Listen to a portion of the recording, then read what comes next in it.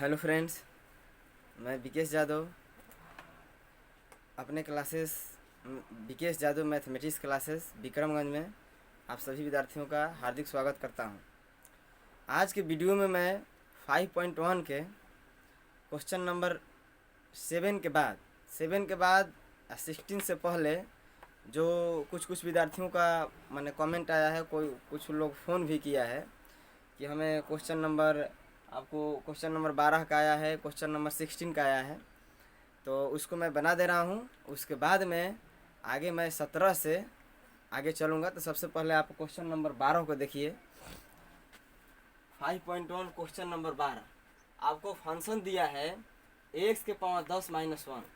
इसके लिए कंडीशन इसका है यदि x less than and equal to 1। उसके बाद दूसरा फंक्शन का वैल्यू है x स्क्वायर, इसका कंडीशन यहाँ है।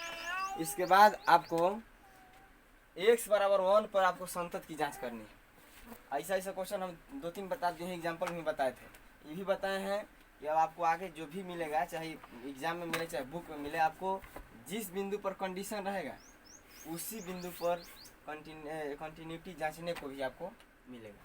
तो यहाँ एक पर है, एक पर ही आपको जांचना है। सारे रूल जो भी बता दिए हैं हम। LHL equal to limit h tends to 0, मतलब एक के लिए मैं फार्मूला पहले बना रहा हूँ। एक के लिए फार्मूला बनाएंगे तो जहाँ उसमें a रहता था वहाँ a हम रख दिए, 1 रख दिए। f1 माइनस h ये LHL के लिए है। अब LHL के लिए कौन सा फंक्शन यूज होगा उसका तो सबसे पहले फैसला लेना है कि इसमें कौन सा फंक्शन इस दोनों में से यूज होगा। तो इसका कंडीशन जो है थ्योरी में हम दे दिए थे कि LHL के लिए आपको x का वैल्यू जिस बिंदु पर आप जांच कर रहे हैं उससे छोटा होना चाहिए। तो x लेस देन 1। अब इसमें देखेंगे कि x लेस देन 1 कंडीशन किसमें है, इसमें। इसी में इक्वल वाला भी है, लेस देन वाला भी है। तो इसके सामने वाला फंक्शन जो है वही फलन का आपका काम करेगा। तो f(x) इक्वल टू x के पावर 10 माइनस 1। अब इसी बेस पर आप 1 माइनस h के वैल्यू आप निकाल लीजिएगा, जो कि यहाँ निकाले हैं। 1 माइनस h जहाँ x है वहाँ 1 माइनस h के पावर 10 माइनस 1। वहीं अब यहाँ पे f1 माइनस h का वैल्यू जो है इतना यूज करेंगे, तो हो जाएगा आपका 1 माइनस h के power 10 minus 1 equal to limit के मान डायरेक्ट आप भर सकते हैं, भरिएगा तो 0, 1 में से 0 घटा 1 के पावर 10 कीजिए चाहे 1000 कीजिए, कुछ भी कीजिए, क्या होगा, 1 ही होगा। उसके बाद घटाओ 1 इक्वल टू 0, आपका LHL का वैल्यू है। RHL में चलिए, RHL के लिए आपको x का वैल्यू जो है जिस बिंदु पर जांच कर रहे हैं उससे बड़ा होना चाहिए।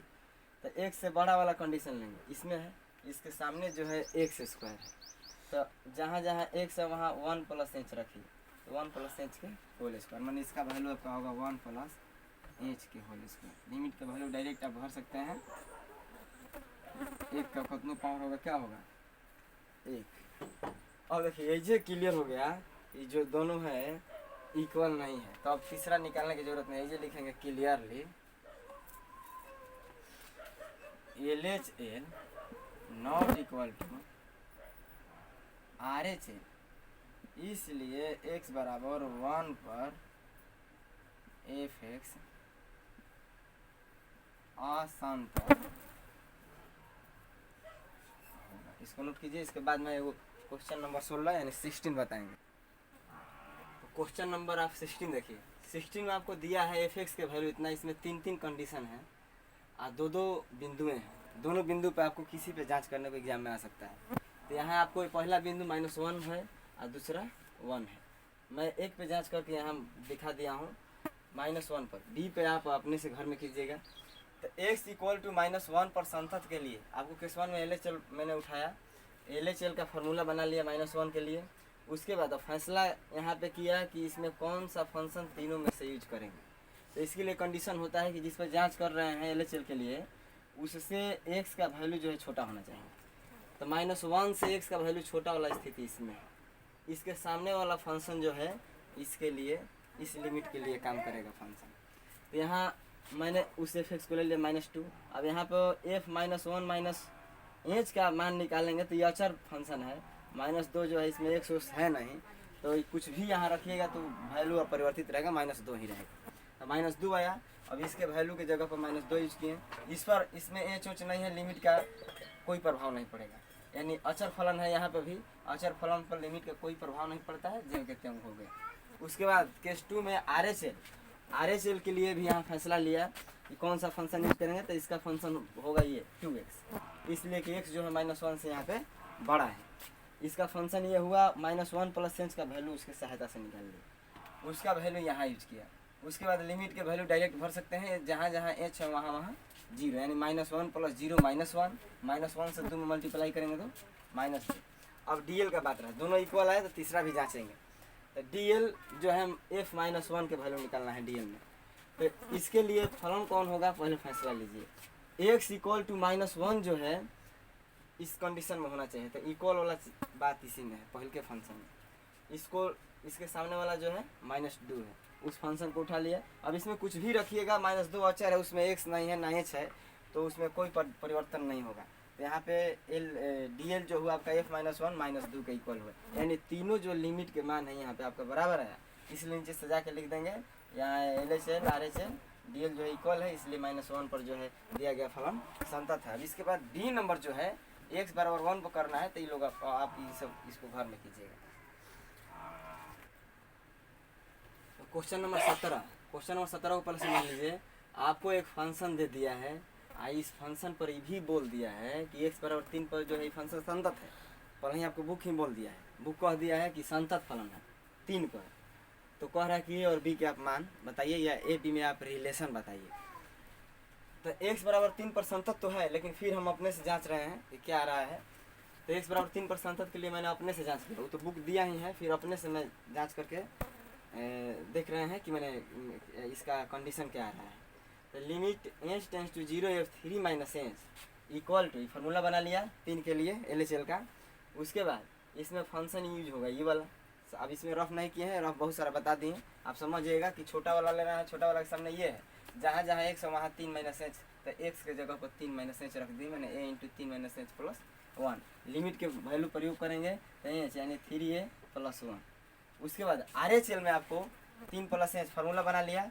उसके बाद इसके लिए फंक्शन काम करेगा ये, यानी जहाँ जहाँ x है वहाँ वहाँ 3 + h, यानी b × 3 + h + 3 equal to, limit का वैल्यू दीजिएगा तो हो जाएगा आपका 3b है, h है, h के जगह पर जो है सो आपका 0 हो जाएगा, यानी 3b + 3। DL में उसी प्रकार इक्वल वाला लेंगे तो x + 1 यानी 1 के जगह पर 3, यानी 3a + 1। तीनों लिमिट का वैल्यू आया। भले ही बुक दिया है कि संतत है, लेकिन आपके नज़र में देखने से संतत नहीं लग रहा है, लेकिन कह रहा है कि A B के कौन सा ऐसा मान देंगे, कौन सा रिलेशन A B में होगा कि जो है सो संतत होगा, यही पूछ रहा है। तो मान के चले यहाँ प्रश्न से x = 3 पर संतत है। संतत जब है तो तीनों वैल्यू क्या होना चाहिए, इक्वल होना चाहिए, तीनों लिमिट के मान। तो तीनों लिमिट के मान को मैंने इक्वल किया, जिसमें 2 वैल्यू एक समान है। 2 वैल्यू में एक वैल्यू जो है उठा लिया और दूसरा जो अलग है उसको ले लिया।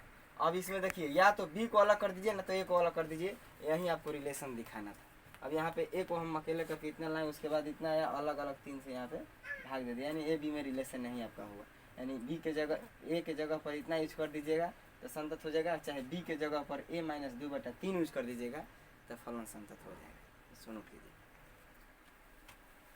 तो 18 नंबर क्वेश्चन आपका है कि लेम्डा के किस मान के लिए, मैंने कह रहा कि लेम्डा के कौन सा ऐसा मान होगा जिस पर इस फलन को दिए गए 2 बिंदु हैं x = 0 x = 1 पर जांचने पर मैंने किस पर संतत होगा या असंतत होगा, चाहे इस पर भी आपको बताना है कि लेम्डा के कौन ऐसा मान है जिस पर कि संतत होगा या कौन ऐसा मान है जिस पर असंतत होगा। ये फलन आपको बताना है कि लेम्डा के क्या मान रखेंगे, तो आपको स्थिति जान कर बताना। तो सबसे पहले ए नंबर में x = 0 पर मैं जाँच रहा हूँ।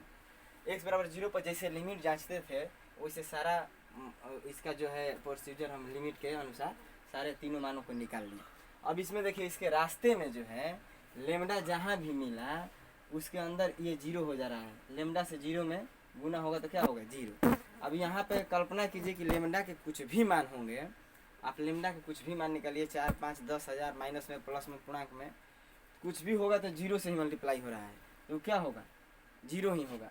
उसके बाद यहाँ में इसमें लेम्डा का यूज ही नहीं है, इसमें भी लेम्डा का यूज ही नहीं है। तो उसका कहने का मतलब है कि x = 0 पर सबसे पहले आप बताइए कि लेम्डा के क्या मान रहेंगे तो संतत होगा या असंतत होगा।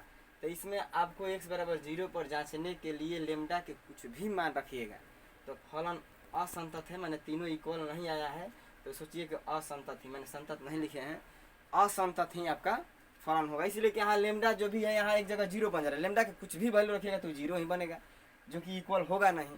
इसलिए इसमें लेमडा के किसी भी मान के लिए x बराबर 0 पर फलन जो है संतत नहीं होगा।